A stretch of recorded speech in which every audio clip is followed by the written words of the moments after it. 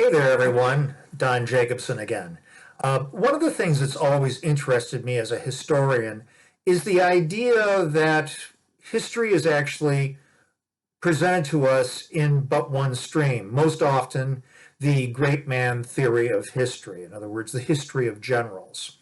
In recent decades, historians have begun to explore other things which probably would give greater definition and greater context to the history we examine.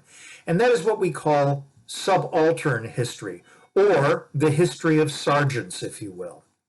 The only problem is, of course, is that that history was never written. So we have to frequently reimagine that history, reconstruct it from not always the whole cloth, most assuredly, but oftentimes from rather large bolts of it. Because there are very few clues for us to kind of go deep into what was the history of those people, the 99% of the people who lived at the time. And in the Regency, of course, we tend to, particularly in Austenesque stories, we tend to really see great man history, or the history of the gentry, or the history of the ton. We don't really see the history of the common people.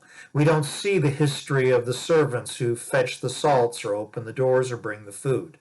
Yet, however, that is as much a contextual basis for Jane Austen's stories as is the existence of folks like the Bennets. Uh, in my exploration of that, I ended up taking a look at both sides of the issue, I guess, in the novel, in the anthology, Lessers and Betters, story of those, the servants, but also the story of the gentry. And for those of you who aren't familiar with Lessers and Betters, the first half of the book is of Fortune's Reversal, which is the story of Kitty Bennet and the attack in Hyde Park on Guy Fawkes Day, November 5th, 1815. The Maid and the Footman is the second half of that story. It is the same story, but viewing it now from the position of a maid, Annie Reynolds, and a footman, Henry Wilson. I know I'm kind of running on here a little bit. Certainly hope to engage with you in comments about the ideas of subaltern history, but I feel that if we actually see both sides of the story, that of the gentry and that of the people who make the gentry's life possible, we will have a fuller appreciation of the fiction, of the novels, of the universe that Jane Austen created. There is a particular chapter in Maid and Footman called, it's not entitled anything, it's chapter 3. It's when Annie Reynolds meets Henry Wilson for the first time. He has just been hired at Cecil House, where Lady Mary, Cecil, who is the wife of a younger son of the Marquis of Salisbury, has interviewed Henry and after Waterloo and has hired him as a footman. Without further ado, I'll give you a little reading here. And note, I will be flipping pages. Chapter 3. How do that boy's toys end up buried in the one place I can't reach? Cannot, sorry. Annie was stretched out on her belly with her head crammed against the sideboard of Marcus's child-sized bed. Sweeping her right arm underneath, her fingertips barely touched the building block and only managed to push it further out of her reach. She then grabbed the feather duster lying by her side. Another attempt was met with a loud thunk as she made solid contact with the offending object as if she were a batsman at Lord's Field in St. John's Wood. The toy skittered to wedge itself in the corner where the footboard abutted the wall. Frustrated, she lifted herself to sit on the floor, legs crossed like a fakir. Staring at the bed as if she would will it to float off the floor and move away from the wall, she huffed a breath to blow a curl of her light brown hair away that had escaped her mob cap. Both children's beds had withstood generations of Cecil boisterousness, and must have been constructed by Navy carpenters, she mused, as they were of solid English oak and weighed at least 11 stone. There was simply no way she'd be able to shift it from its present position to get the toy. Unlike some of the other maids in harness at Cecil House, Annie Reynolds was more slightly built. That is not to suggest she was a pale flower like some of the ladies she had served in the parlors at Larchmont. She stood at most 3 inches over 5 feet, but she was tough like a barnyard hen. Her lithe, athletic frame had been hardened through 6 years of emptying chamber pots, polishing stone and hardwood floors, and lugging thousands of gallons of hot water up 3 flights of stairs, so that the Cecils and their guests could be fresh for dinner every evening. Then, while the gentlefolk ate and drank, and then whiled away the time playing cards or music, footmen emptied and removed the pounded copper tubs, while the maids set the rooms for the evening. Once those tasks had been accomplished, the ladies' maids and valets awaited their mistresses and masters before they too could rest. The cycle began again shortly after dawn.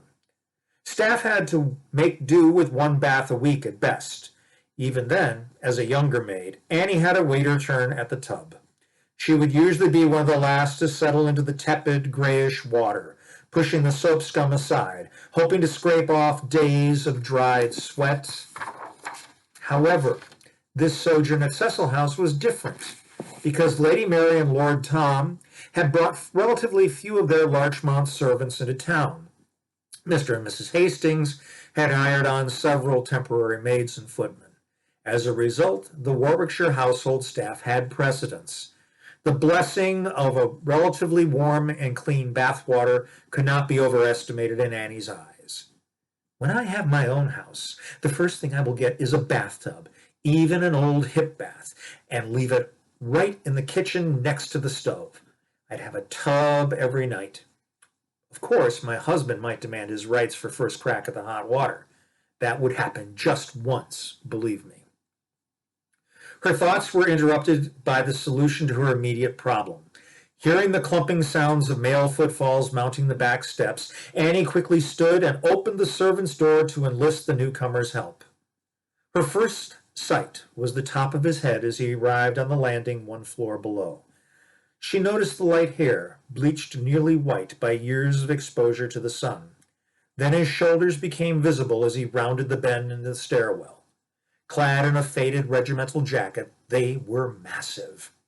That unsettling vision caused a hidden chord deep inside her body to resonate like a violin string when plucked by the player. Her gasp alerted him that he was being observed, and he looked up, his blue eyes catching her light brown ones. Flustered and blushing uncontrollably, she looked down. He finished his ascent and stopped in front of her, towering well over a foot above the top of her head. "Good afternoon," was all he rumbled. Regaining a bit of her composure, Annie pertly replied, "Good afternoon yourself. You must be the new footman the mistress hired this morning."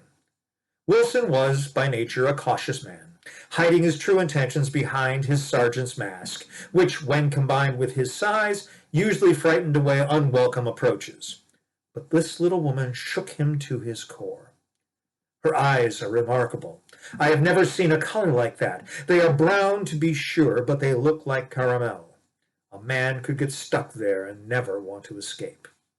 His lack of response and his stern countenance first puzzled and then irked Annie. "Excuse me, but 'tis polite to respond when someone has spoken to you, or did they beat all civility out of you when you took the king's shilling?" she snapped. At the word beat, Henry flinched involuntarily. Quickly he tried to make amends. "Please forgive me, miss. I was wool gathering. Today has been quite busy and my attention slipped." Annie's eyes flashed at this, instantly slamming him to a halt. Oh God, not the best thing to say to a lady when she is standing in front of you. He fumbled, trying to recover, and then finally giving up. "I guess I'm destined to apologize to you again and again. The dust of too many battlefields has clogged my brain and left me less than suitable for polite company. Allow me to introduce myself, miss. I am Henry Wilson, most recently a sergeant in His Majesty's 33rd Foot. I was mustered out after the Duke finished that French bastard." "Oh, sorry again," he said with a sad grin. "And you are Miss—" Annie shyly smiled at his last indiscretion and then pulled herself to her full height, first putting her eyes level with the dulled silver lace stretched across his incredibly broad chest, and then turning them upward to spear his, saying, "Reynolds, Mr. Wilson, Annie Reynolds." I am and have been a maid for the Cecil family these past 6 years. I am pleased to make your acquaintance." He dipped his head in a small bow. She responded with a little curtsy. Wilson placed both hands on his narrow hips, considering the bed. "You are telling me that you cannot move this wee thing?" he said. Annie looked at him, slightly exasperated at his tone. "I could probably drag it, but that would scratch the floor. Then there'd be all sorts of trouble. You need to pick it up, move it away from the wall, and let me get that block. Then you must put it back without marking the floor, and no dropping it either." "Do you think you can do that?" she quizzed. Wilson chuckled. He handed her his shako and bent his knees, gripping the footpost with his huge hands. Then he effortlessly straightened his legs, lifting the bed 6 inches. Without moving his feet, he shifted the furniture a foot to the side and gently set it down on the gleaming oaken footboards. Standing beside him, Annie could not help but admire his form.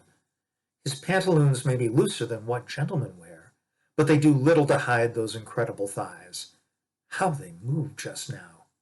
He's built like a V, everything white at the top and dropping down to nothing at his ankles. She stepped around him and reached down to grab the block, in the process giving Wilson a thoughtful pause of his own. That work dress of hers leaves little to the imagination when it pulls tight across her hips like that. She is all woman, but tough. Her forearms look like she's been working on a gun crew. She said she'd been in service for the Cecils for 6 years. That would make her, what, 7 and 10 or so? Sure seems like it's given her all that she has, all blah, blah, blah. Sure seems like it gave her all that she has, all the right curves, in all the right places. I have misread that sentence completely. The two stood silently looking at one another, neither breathing much. The moment was suddenly broken by a noise in the schoolroom adjacent to the nursery. Through the open door, a child's voice could be heard prattling along. "Oh, Miss Bennet, how pretty it was in the park today. The sky is so clear. It was very hot. I'm glad that nurse had me wear my light gown today. I can never be dressed up like you ladies. Do you think that Michael will recover? He looked absolutely fagged out, he did," she enthusiastically burbled. A woman's clear soprano broke in, admonishing the girl. "Miss Margaret Cecil, where did you pick up that term? Saying fagged out makes you sound like a street urchin. You must never, ever say that again." Margaret's chastened voice replied, sounding closer to tears than happiness. "I am sorry, Miss Bennet, but I overheard Michael telling Jonas at the front door that he was absolutely fagged out. I did not think they were bad words." "Oh, no, my sweetling, do not cry. They are not bad words. They are just something a young lady should not say.